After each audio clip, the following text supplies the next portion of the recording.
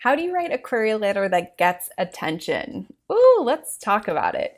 Hi, I'm Charlotte. I am your book coach and developmental editor, and I help women write, edit, and publish books that inspire and create positive impact in this world. And if you are a fiction writer, you know that getting your book out on query to get a traditional publishing contract is part of the process. And so let's break down what a query letter is, what pieces you need to have there, so that you can strengthen your opportunity to secure that publishing contract. So let's talk about how to create a query letter that attracts attention and really gets you out in front of the agents that can help you get a traditional publishing contract. So at this point, you've probably written your novel and now you're kind of standing at the threshold of a whole new part of the publishing journey, and this is the querying literary agents. So this is where, in order to go the traditional publishing route, you have to have an agent who decides to accept your book, and then they are the ones that are going to shop it around to try and get that contract for you. So think of them as like a real estate agent. So this is often a part of the journey when a lot of writers are both elated because they have a finished book and they're so excited to get it out there, but it also can feel very discouraging because the query trenches is a term that is thrown around a lot. So it's because this is a kind of a grueling part of the process. It can take a long time and it does require an amount of patience and perseverance to continue to put your book out there as you are dealing with rejection. It can also feel very discouraging because it can be so hard to really get to the essence of your story and trunk it down into a single page that you are sharing with agents to really get them enticed and interested in your book. And it can be really hard to take our long manuscripts and present it in a way that is going to get the attention it deserves. But a query letter doesn't have to be about really shrinking your creativity into a really tight container. It's about creating a very compelling invitation that entices and pulls those agents in. So just like you want to pull your reader into your story, you also want to be able to pull the agents into what your story is about and why they would want to work with you as an author. So here's how to write a query letter that really stands out and gets the attention it deserves. So step one is to have a very strong and compelling opening hook to your query letter. So this is the one sentence that's going to immediately signal what your story is about and why an agent should care about your story. Think of this as like a really great headline to an article or the log line for a movie. So this opening line or this opening hook of your query letter should include the premise and conflict of your story. It should also include the genre or kind of thematic question that your story might be presenting. It should also have comparable titles or potentially kind of that twist that's really uniquely yours or that angle that you're presenting. So the goal here isn't to explain your entire book, it's really just to entice and hook them into wanting to learn more. So here's an example. When a grieving painter accepts a residency on a remote island, she doesn't expect to uncover her dead sister's secret life or fall for the woman who might be at the center of it all.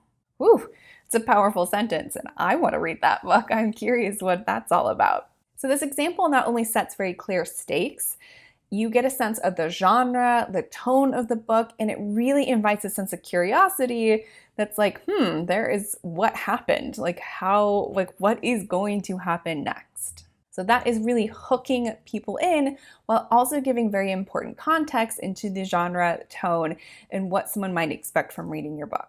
So once you have that really strong, compelling hook, it's about providing a book summary. So the book summary is not meant to be pages and pages long. It's actually meant to be 1 to 2 paragraphs. And again, this is a summary of your book. This is not about providing every single detail that happens within your book. Think more of back cover copy and not a full synopsis.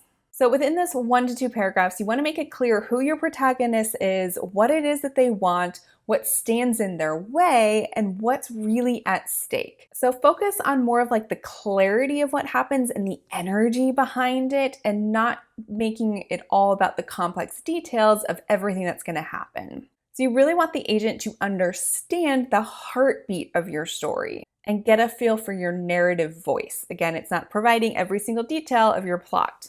Keep in mind that your book summary is really a reflection of the tone of your book. So if your novel is dark, then the tone should feel kind of dark and spooky. If you're presenting humor, then you want this part to be a little bit humorous. Show us what your narrative voice is when you are in the state of humor.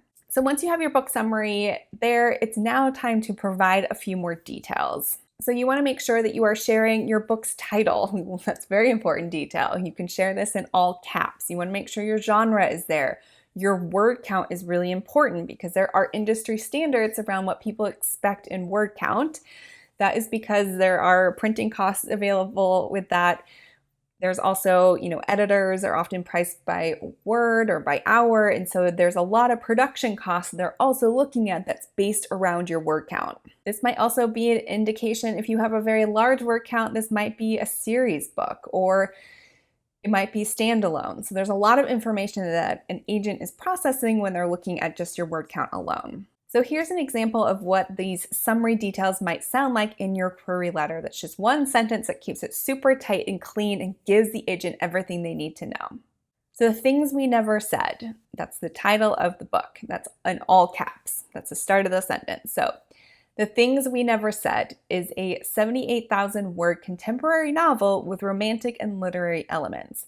It's a standalone with series potential. So oftentimes series can be a little bit scary for agents, and so it can be helpful to just say, you've got this one manuscript, which is book one, it's ready to go, and there's series potential. So we don't want to be promising anything that isn't written yet, or we're not planning on writing. So it's also important to keep that in mind. You are focused on the book that you are presenting now, not all of the ones that could come in the future. So it's okay to be like, this is the book I have now, and potentially it could become a series. So these details give the agent just a really quick insight into your book and where it's going to potentially fit on bookshelves or in the market. So the next tip with your query letter is to personalize it when possible. We don't always know who we're sending the query letter to, but if you know who the person is, we're ultimately trying to connect person to person. So if you can personalize it, please do that as much as possible. And you can do this by researching specific agents that you want to be working with. But there is a person on the other side of the screen who is moving quickly, who's trying to find the right authors that's going to work with them and in their genres and the relationships they have. So they're thinking about all these things that are moving. So the more that you can kind of stop them and be like, hey, I know that you're interested in XYZ. This is why I'm also interested and why I'd love to work with you. So a few examples for connecting with agents personally is thinking about, hey, I saw an interview that you were looking for emotionally complex stories about sibling relationships. And if your book fits that, then that's a great lead-in. Or you might talk about, hey, you represented this title, which I loved, and I believe my work shares similar themes. So you don't want to keep this like a dissertation on why they should work with you. You can just keep it brief to 1 or 2 sentences, but keep it really genuine and connect with them on a personal moment if that's possible. And then of course you want to make sure that you include your author bio. So your author bio is a powerful way to introduce yourself, to share why it is that you write. You can also share your credentials if you have other published work, but you really want to focus on what's relevant and real. So the goal is to give an agent a sense of who you are, why you write, and why your writing matters to you. So in your author bio, you might include writing-related experience or education, any published work if you have any available. It can be in article form or book form. Anything personal that also connects you to your story and your why behind writing. So here's an example of what your author bio might sound like. I'm an architect living in New York. My work explores themes of identity, longing, and transformation. This is my debut novel. So again, it can be short, sweet, brief. It doesn't have to be huge and long. If you are writing a humorous book, you might have something that's more humorous in your author bio. So kind of explore how you might match the tone of your book within your bio as well. As you are putting your query letter together, know that the end of your query letter is just as important as the first line. So this is an opportunity to maximize the impact of every word on this page. So if you can close with clarity and confidence, that can also go a really long way. So you might do this just by ending with a simple thank you for their time. It also could just be a statement that your manuscript is ready and complete and available upon request. So an example might sound like, thank you for your time and consideration. The full manuscript is available for your request. So writing a query letter is a little bit of a skill and it takes a little bit of time to understand the nuances, but it's important that you are meeting the expectations of the agent. So while I've outlined some overview of what a query letter looks like, some agents have very specific requirements that's listed on their website. So make sure that you are following their requirements as much as possible, which does require a little bit of individualizing things as you are moving through.